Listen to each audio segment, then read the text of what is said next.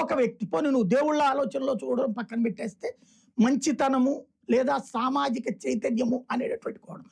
ఇదంతా తెలిసిన తర్వాత ఏ కోరికైతే కోరిందో తమ తండ్రి పేరు చెప్పి ఆ భరతుడు ఏదైతే అన్న దగ్గరకు వచ్చి అన్న మా అమ్మ తప్పు చేసింది నువ్వు రాన్న పరిపాలించు అని అడిగాడు.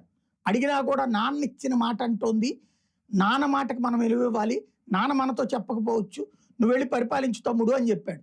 అక్కడ భరతుడిలోనూ మంచితనం ఉంది. తన తల్లిని కూడా పక్కన పెట్టి పెద్దమ్మ కొడుకు అయినటువంటి రాముడికి అవకాశాన్ని మళ్ళీ రమ్మనమని చెప్పి రాజరికం ప్రకారం నువ్వే రావాలన్నా అని అడగటం. అలాగే లేదు తమ్ముడు నువ్వే చెయ్యి అని చెప్పడం ద్వారా ఆయన ఆ బాధ్యతని పాటించాడు. ఇందులో తండ్రి ప్రేమ, తల్లి ప్రేమ, అందులో స్వార్థం ఉంది. ఆ స్వార్థాన్ని పట్టించుకొని మంచితనం ఉంది. మంచిగా చెప్తే ఇట్లాగా. అలా కాకుండా అమ్మాయి గీత దాటింది, సీత గీత దాటింది, లేకపోతే రావణుడు ఎత్తుకెళ్తే ఏం చేసింది, అక్కడెందుకు ఉంది, ఈ దరిద్ర పాటలన్నీ ఎందుకు నువ్వు, లేకపోతే మంటల్లో పడేశాడు. ఆ రోజున జరిగిన ప్రతిదీ సమాజం ఎలా ఉండాలో నేర్పింది రామాయణం. సమాజం బాధ్యతాయుత తత్వంతో ఉండాలి, కుటుంబ ప్రేమలతో ఉండాలి, ఒకళ్ళ కోసం ఒకళ్ళని త్యాగం చేసుకోవాలి, ఫైనల్ లక్ష్యం నీతి అయి ఉండాలి. ఇది రామాయణం చెప్పింది.